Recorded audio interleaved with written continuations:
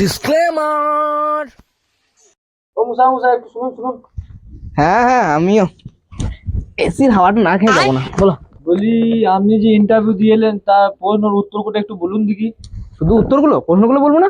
প্রশ্নগুলো তো একই থাকবে, উত্তরগুলোই বলুন। আচ্ছা তাহলে শোনো, যে উড়ে এসে জুড়ে বসে, আর যে কোনো পোশাকের দোকানে থাকতে পারে, দু ঘুষি মারলেই বুঝতে পারবেন।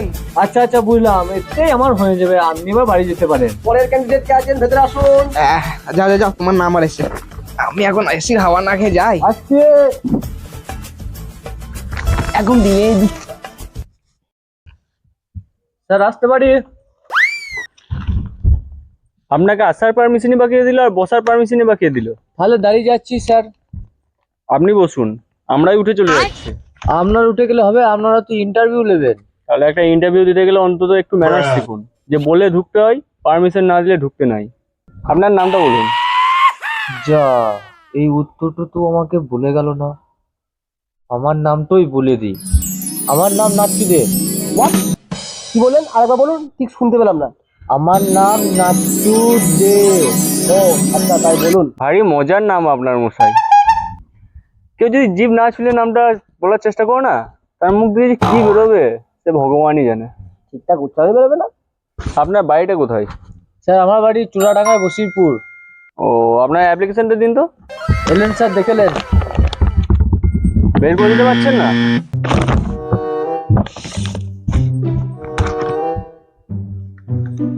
এলেন স্যার?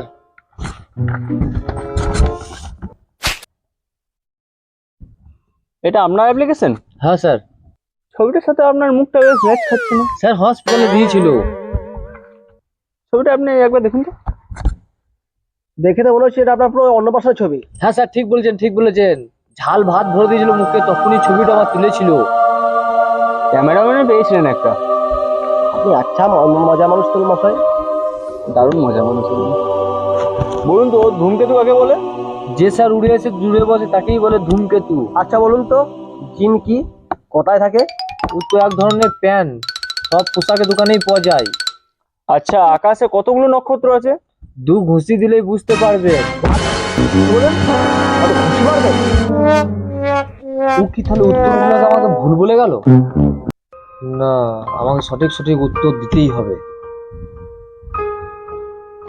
বলুন তো, সম্রাট অশোক কে ছিলেন? স্যার এই উত্তরটা আমি জানি, আমার দাদু। কি, আপনার দাদু সম্রাট অশোক ছিলেন? হ্যাঁ স্যার। হোয়াট ননসেন্স, কিসব বলছেন আপনি? আচ্ছা ওসব কথা বাদ দিন। বলুন তো, 1 টাকায় যদি 6টা লেবু পাওয়া যায়, তাহলে আমার বয়স কত? কি বলবো, এই আবার কি পণ্য, কি উত্তর দেবো? আপনি পারবেন কি পারবেন না সেটা বলুন। হ্যাঁ স্যার পারবো, পেটে আসছে স্যার, মুখে আসছে না। স্যার বলছি। সময় নিন সময় নিন। হ্যাঁ স্যার 28। কি করে? তাহলে শুনুন স্যার, আমাদের গ্রামে একটা ছেলে আছে, সে আধ পাগলা, তার বয়স 14। আপনি পুরোটাই পাগলা, সেই জন্যে আপনার 28। 14 দুগুণ 28।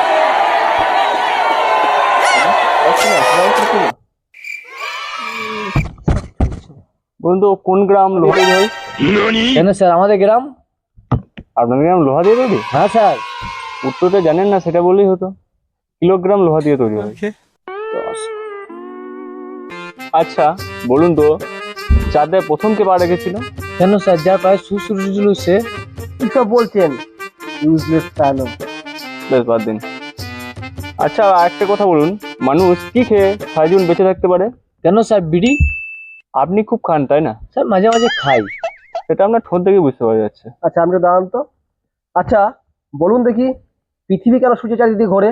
কেন স্যার, সেই ভিডিওটা দেখেননি আপনি? বেশ থাক, বুঝে গেছি।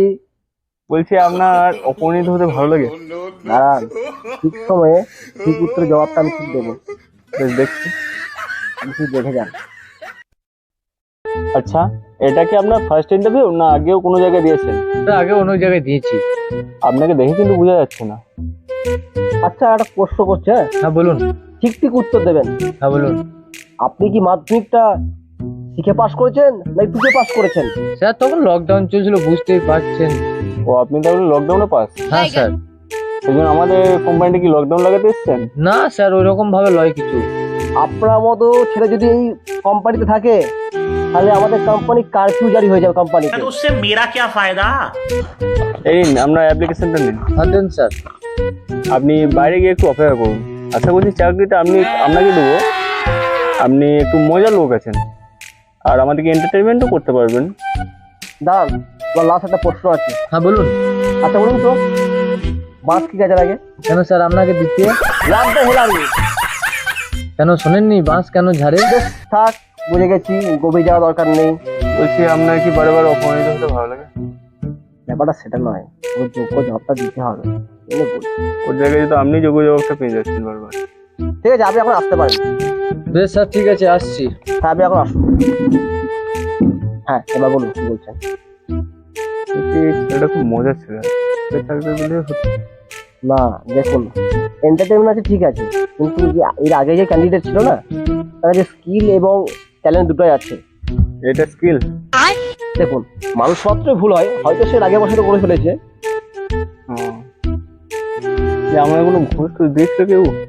সেরকম কোনো ব্যাপার নেই। আচ্ছা বেশ ঠিক আছে, দেখা যাচ্ছে নেক্সট রাউন্ডে একটা ফার্স্ট রাউন্ড হলে তো। আপনি যাওয়ার তদারকি করছেন, আপনাকে মনে হচ্ছে ঘুষ আপনি দিচ্ছে। যেমন বলছেন এন্টারটেনমেন্ট পারপাসে রাখা উচিত, আমি তো এন্টারটেনমেন্ট পারপাসে বলেছি, আপনি তো এইটা পারপাসে তো আমি বলিনি। সেম বলছি, ওর কাছে স্কিল এবং ডেভেলপমেন্ট দুটোই আছে। দেখা যাচ্ছে। ঠিক আছে, সেকেন্ড রাউন্ডে দেখছি। আপাতত এখানে স্টপ করুন। ঠিক আছে। কি বলছেন? নমস্কার বন্ধুরা, আমাদের ভিডিওটি ভালো লেগে থাকলে লাইক শেয়ার কমেন্ট করতে ভুলবেন না, আর অবশ্যই চ্যানেলটিকে সাবস্ক্রাইব করতে ভুলবেন না। এবং 500 টাকা বেল আইকন প্রেস করে দেবে, এবং ভালোবাসা দিলে অবশ্যই আমরা পার্ট করার চেষ্টা করব। পার্ট 3 ও সরি মাই মিস্টেক। সবাই সাপোর্ট করো আর ওকে ধরে ভালো মারো। করে বল সাপোর্ট করতে। ভালো করে ভাই, সবাই অবশ্যই সাপোর্ট support করবে। করবে বললো।